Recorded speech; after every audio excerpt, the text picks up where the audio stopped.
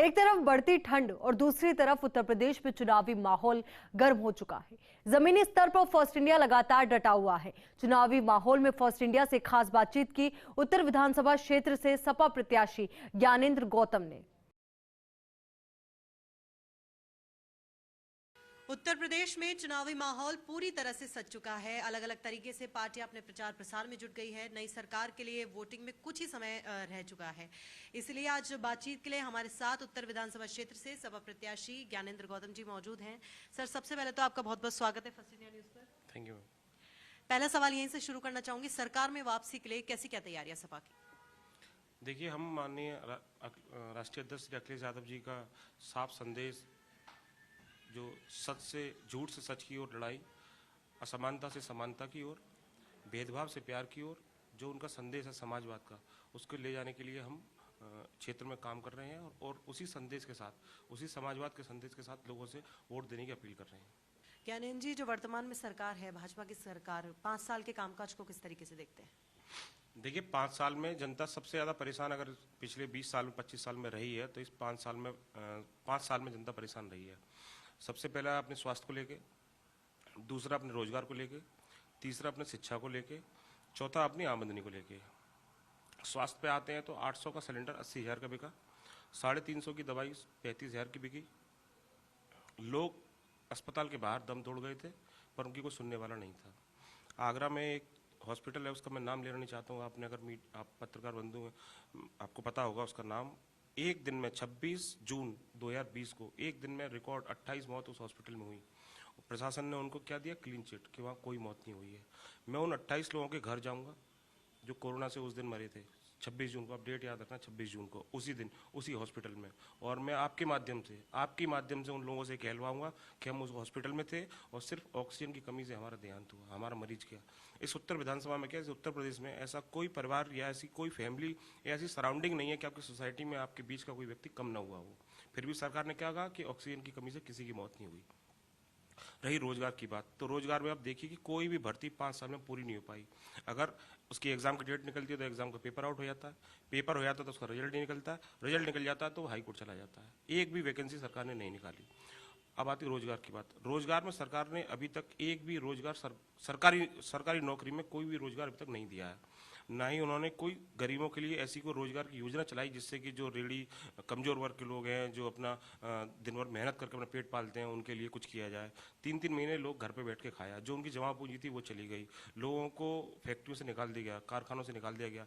सरकार ने तब तो किसी को मुफ्त राशन नहीं दिया, सरकार ने तब तो नहीं पूछा किसी से कि आप भूखे पेट हैं या आपने खा लिया। लोग 1-1 हज़ार किलोमीटर चल के, बड़ौदा से, इंदौर से, तिरुवनंतपुरम से, चेन्नई से लोग आगरा 1-1 हज़ार किलोमीटर, 1100 किलोमीटर, बेंगलोर तो 2700 किलोमीटर दूर है मेरे ख्याल से, पैदल चल के यहाँ पे आए। तब सरकार कहाँ थी? सब सरकार सो रही थी। आज चुनाव आ गया तो सबको ये लग रहा है कि सरकार ने सब कुछ किया है।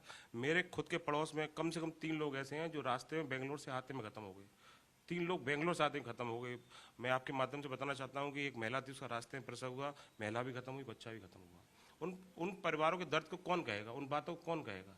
उन बातों की ना सरकार को चिंता है ना उनकी कोई कहने वाला। उनको अपना झूठा प्रोपेगेंडा वो रचाए हुए हैं और विकास विकास चिल्लाए हुए हैं। एक्चुअल विकास बताइए। मेरे यहाँ गडकरी साहब आए थे 2016 में, उन्होंने कहा था गंगा में स्टीमर चलेगा, यमुना में स्टीमर चलेगा। यमुना जी मछली नहीं है, स्टीमर तो छोड़ दीजिए।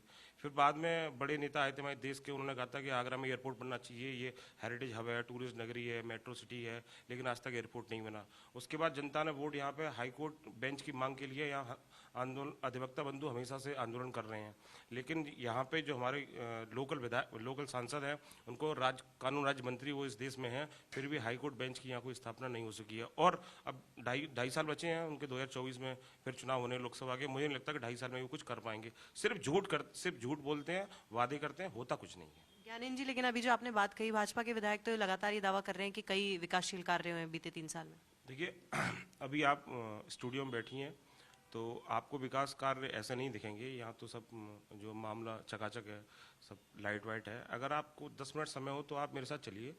जो वर्तमान विधायक हैं उन्होंने पट्टिका नहीं लगाई है, उन्होंने होर्डिंग लगाए हैं 2x3 के, ब्लैक होर्डिंग, कि फलां विधायक और इसका जो निर्माण करते हैं। उसी होर्डिंग के नीचे आपको नाले बहते हुए मिलेंगे, वहाँ सड़क नहीं मिलेगी, वहाँ सीवर बहता हुआ मिलेगा। और सीवर बहता हुआ नहीं मिलेगा, आप उस गली से निकल नहीं सकते हैं। आप मेट्रोज में रहती हैं, आप उस गली से निकल नहीं सकती, मेरा वादा है आपसे, आप लौट आएंगे, आप उस सड़क को पार भी नहीं कर पाएंगे। ये इस विकास की स्थिति है। और हम नगर निगम के पीछे बैठे हैं। नगर निगम के पास पूरे आगरा की सफाई का ठेका है, पूरी सफाई की जिम्मेदारी नगर निगम के पास है। और जो लोग हमको सफाई में रखते हैं, हमारे सफाई कर्मचारी, हमारे बाल्मीकि समाज के लोग, जिनकी वजह से हम आज स्वच्छ माहौल या स्वच्छ शहर को महसूस कर पाते हैं, सबसे ज़्यादा गंदगी में वो लोग रह रहे हैं। सरकार उनके यहाँ न मौजूदा विधायक गए, न वहाँ पे कोई व्यवस्था करी। वो लोग नरक की जीवन जी रहे हैं, नरक की स्थिति है। विकास के नाम पे कुछ नहीं है। जो सड़कें 5 साल पहले अखिलेश जी की सरकार में बनी थी, वही सड़कें बनी हुई हैं। सिर्फ जो पैच वर्क किया गया है, गड्ढा भरने का काम किया गया, वो भी गड्ढा भरने का काम कब तक है? जब तक अगली बारिश नहीं आती। आप अभी गड्ढा भर दीजिए, अभी ये सर्दी में बारिश पड़ गई है, सारे गड्ढे फुल खुल गए, आप घूम के देख लीजिए विधानसभा।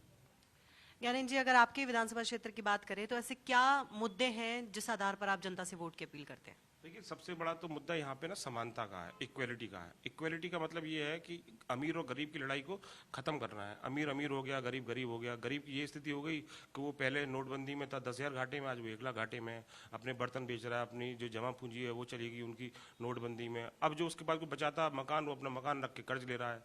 सरकार क्या कर रही है? सरकार कर्ज बांट रही है।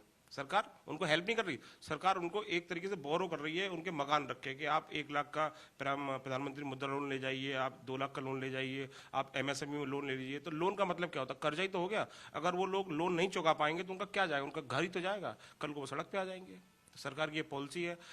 इनडायरेक्ट वे में गरीब को और गरीब करने का काम भारतीय जनता पार्टी कर रही है, ये लोगों को समझना है। ज्ञानेंद्र जी, पश्चिमी यूपी में क्योंकि RLD और सपा का गठबंधन है, तो कितनी चुनौती मानते हैं? क्योंकि पश्चिमी यूपी की कमान खुद गृह मंत्री अमित शाह संभाल रहे हैं, तो कितना चुनौतीपूर्ण मुकाबला मानते हैं? देखिए, हमारे देश के गृह मंत्री जो है उन लोगों के बीच में जा रहे हैं जिन्होंने सिर्फ अपनी बात कहने के लिए, अपनी बात को रखने के लिए सिर्फ ये कहा था कि एक बार हमारी बात सुन लो। उसके लिए 700 जाने गई। कितनी गई? 700 पीपल वर किल्ड। 700 किसान मारे गए, लेकिन ये उनकी बात सुनने नहीं आए। आज उनके बीच में जा रहे हैं, क्या कहेंगे उनसे जाके? उनसे जाके क्या कहेंगे? तब समय नहीं था इनके पास। आज चुनाव आ गया तो उनको किसानों की याद आ गई। और किसान कोई जाति नहीं होती है।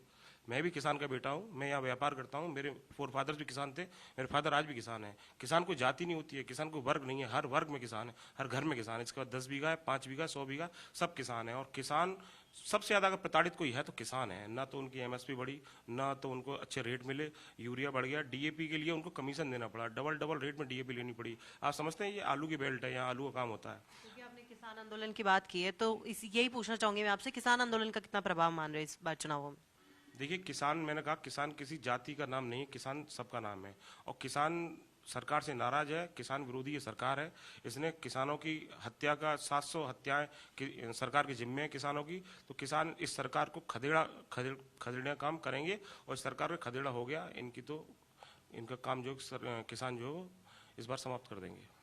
क्योंकि आप भी जमीनी स्तर पर लगातार कार्य कर रहे हैं, चुनावी माहौल पूरी तरह से बन चुका है और कुछ ही समय रह गया है वोटिंग में भी, तो कैसा जनता का फीडबैक देखने को मिल रहा है प्रचार प्रसार के दौरान भी? क्या जनता संतुष्ट है और क्या चाहती है जनता सपा की सरकार?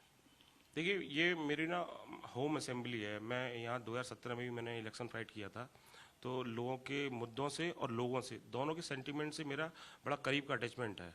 तो जब मैं उनके बीच में जाता हूँ तो वो उतने प्यार से कहते हैं, हाँ ज्ञानेंद्र कैसे आए यार, हमने तुम्हें पहले ही वोट दिया था, इस बार ही वोट देंगे, जो पिछली बार कमी रह गई थी उसको पूरा करेंगे, जो लोग भटक गए थे उनको दोबारा रास्ते पे लाएंगे। लोगों का बहुत प्यार मिल रहा है, हर वर्ग का। मैं जाति के रूप में उसको सामने नहीं कहूँगा, ना धर्म के रूप में उसे कहूँगा कि मुझे इन लोगों का मिल रहा है। सभी लोगों का भरपूर प्यार मिल रहा है। और ये उत्साह जो मेरे अंदर है, ये उन्हीं लोगों का प्यार है, वही एनर्जी है जो मुझे 10 फरवरी को आपको EVM में दिखेगी और 10 मार्च को आपको मंडी समिति में दिखेगी, जहाँ रिजल्ट डिसाइड होंगे। ज्ञानेंद्र जी, इस बार चुनावी मैदान में OBC भी हैं, तो पश्चिमी यूपी में जो जाट और मुस्लिम वोटर्स हैं, तो क्या लगता है इस बार भी हर बार की तरह जैसे सपा को पहले वोट मिला करते थे मुस्लिम वोट्स, इस बार भी मिल पाएंगे? देखो, मेरे पर्सनल कंसेप्ट से OBC जो है BJP पार्ट 2 है। OBC जो है ना वो BJP पार्ट 2 है। वो जहाँ पे भाजपा के कहने से हिंदू वोट नहीं मिलेगा कि आप मुझे वोट दो, लेकिन अगर OBC कहेगा कि जो है वो मुस्लिम मुझे वोट दो, तो हाँ, हिंदू जरूर डाइवर्ट हो जाएगा। तो ये उनकी टीम B है। OBC का उत्तर प्रदेश में कोई अस्तित्व नहीं है, उनका यहाँ कोई प्रभाव नहीं है।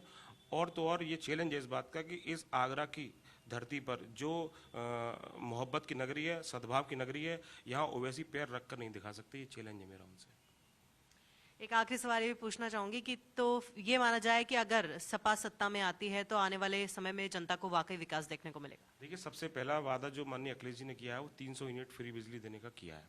300 यूनिट फ्री का मतलब हो गया कि 2200 से 2700 रुपए के बीच में आपको उसका लाभ मिलेगा। साल के हो जाते हैं वो लगभग 25-26 हज़ार रुपये। सबसे पहले लोग जब किसी के खाते में सैलरी क्रेडिट होती है 8,000 रुपये, 10,000 रुपये, 12,000 रुपये, 20,000 रुपये, तो क्या करता है? सबसे पहले अपना बिजली का बिल भर के आता है कि वो बिजली ऐसी चीज़ है जिसके बिना घर का कोई काम नहीं होगा।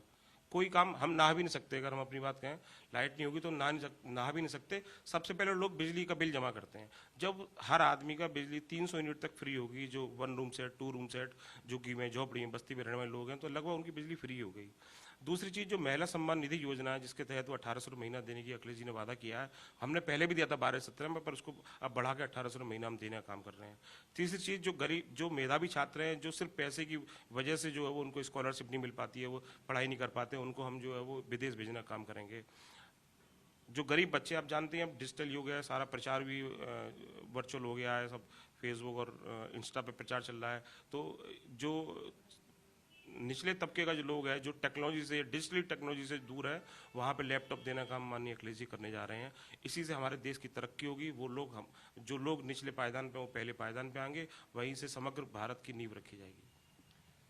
तो बिल्कुल ये थे हमारे साथ उत्तर विधानसभा क्षेत्र से सपा प्रत्याशी ज्ञानेंद्र गौतम जी, जिनका साफ तौर पे कहना था कि अगर इस बार सपा चुनावों में फतेह करती है तो आने वाले समय में जनता को विकास कार्य नजर आएंगे। मैं कैमरा पर्सन इकबाल के साथ Dimple Sharma, first India news, Agra, Uttar प्रदेश।